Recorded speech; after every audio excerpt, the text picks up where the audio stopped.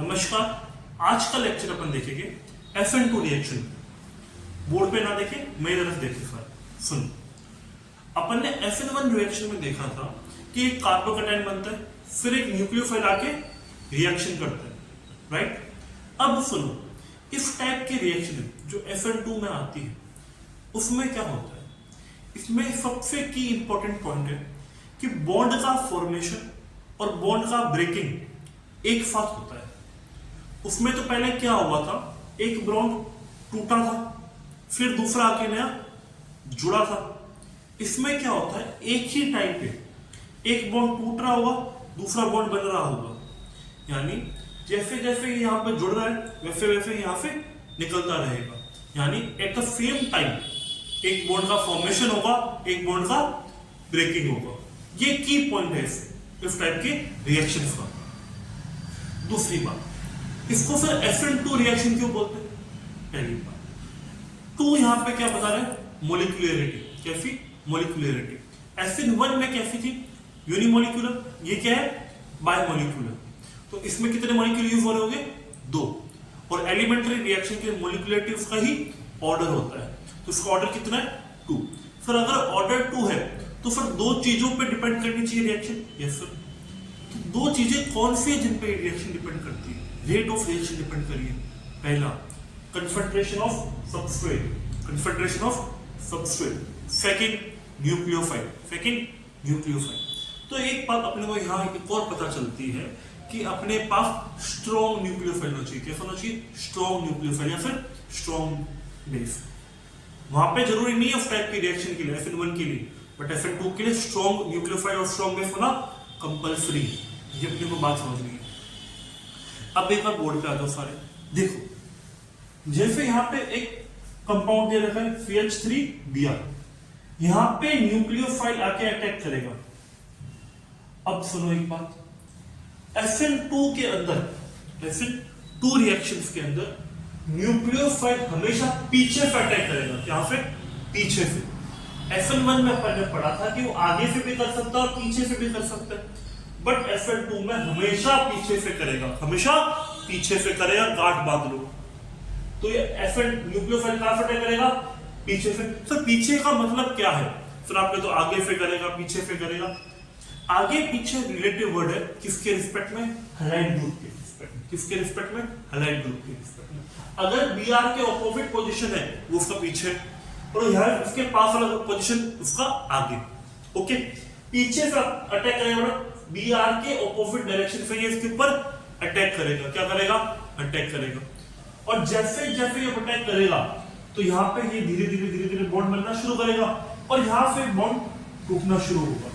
जैसे जैसे ये जुड़ रहा है वैसे वैसे ये निकल रहा है, जैसे जैसे वो जुड़ रहा है यहाँ पे वैसे वैसे ये निकल रहा है। तो एक स्टेट क्रिएट होगी, कौन सी, ट्रांजिशन स्टेट। कौन सी स्टेट क्रिएट होगी, ट्रांजिशन स्टेट। उसके बाद एंड में क्या होगा, Br हट जाएगा और H जुड़ जाएगा, और इसको बोलेंगे वॉल्टर इन्वर्जन। क्या बोलेंगे, वॉल्टर इन्वर्जन। समझ पाए? क्योंकि इन्वर्ट हो गया मॉलिक्यूल, उसके ऑपोजिट पोजीशन न्यूक्लियोफाइल आके जुड़ गया। अब आगे सुनो, एक बात बताओ, अगर यहाँ पे भीड़ ज्यादा होगी, इसके बल्कि यहाँ पे बल्कि ग्रुप जुड़ा हुआ, हाइड्रोजन की जगह R3 R4 R5 बल्कि ग्रुप जुड़ा हुआ, तो क्या न्यूक्लियोफाइल का इस पे अटैक धीरे नहीं हो जाएगा क्या? अगर यहाँ बल्कि ग्रुप जुड़े होंगे तो अटैक धीरे हो जाएगा। ये सब धीरे हो जाएगा। क्यों धीरे हो जाएगा? एक और बात समझो, ये तुम्हारा दोस्त है, ठीक है, या फिर इसको मान लो ये तुम्हारा दुश्मन है, ठीक है, इसको तुम्हें मारने जाना है, इसके बॉडीगार्ड पतले पतले, ठीक है, तो मारना आसान। अब मान लो उसने बॉडीगार्ड बड़े बड़े भारी भारी बल्कि लगा ले, तो क्या तुम उतने आसानी से मार पाओगे क्या इसको? नहीं मार पाओगे। क्यों? यहाँ पे स्टेरिक हिंड्रेंस लगेगी। क्या लगेगा, स्टेरिक हिंड्रेंस। उसके कारण OH इस कार्बन पे अटैक नहीं कर पाएगा, OH इस कार्बन पे अटैक नहीं कर पाएगा, और यहाँ पे बॉन्ड बनना पॉसिबल होगा नहीं। जैसे जैसे यहाँ पॉसिबिलिटी डिक्रीज होगी, यहाँ से निकलने की पॉसिबिलिटी भी डिक्रीज होगी। बात समझ में आई? यानी यहाँ पे जितना बल्कि ग्रुप होगा उतना ही रिएक्टिविटी स्लो हो जाएगी। साथ में बोलो, जितना बाहरी ग्रुप उतनी रिएक्टिविटी कम, जितना बाहरी ग्रुप उतनी रिएक्टिविटी कम। वैसा कोई फैक्टर अपने को वहां पे देखने को नहीं मिला। तो ये यहाँ पे अटैक करेगा, बल्कि ग्रुप बॉन्ड रिएक्टर कम करेगा। ठीक है, तो सबसे ज्यादा किसकी होगी? 1 डिग्री, 2 डिग्री, फिर 3 डिग्री अलाइन की तरह फेज 3 की। ये बात अपने को ध्यान रखना। अब ये एक बात और ध्यान रखना, ये जितना आसानी से जुड़ेगा, जितना आसानी से जुड़ेगा, उतने आसानी से इसको निकलना भी तो चाहिए, उतने आसानी से इसको निकलना भी तो चाहिए। Yes sir. अगर ये बॉन्ड बहुत स्ट्रॉन्ग निकला, यहाँ पे अपन कितना भी धक्का दे, वहां पे वैसा भाती जी बैठे, क्या मैं धक्का देके निकाल सकता हूँ? क्या नहीं निकाल सकता, इसको भी तो ब्रेक होना चाहिए। तो याद रखना, आयोडीन सबसे आसानी से यहाँ से छूट जाएगा और फ्लोरीन बहुत ही धीरे छूटेगा। अपने को पता है ये बॉन्ड की स्ट्रेंथ ज्यादा होती है फ्लोरीन वाले बॉन्ड की, तो आसानी से टूटेगा नहीं, कम टूटेगा। तो एक बात हो कि आयोडीन की रेस सबसे फास्ट नहीं होगी, क्योंकि वीक बॉन्ड है, आसानी से टूटेगा, फटाक से धक्का देके निकल जाएगा। उसके बाद ब्रोमीन, फिर क्लोरीन, फिर फ्लोरीन। फ्लोरीन हाथी जैसा बॉन्ड, मजबूत बॉन्ड, टूटेगा क्या? आसानी से नहीं टूटेगा। अगर टूटेगा नहीं तो रिएक्शन धीरे होगी।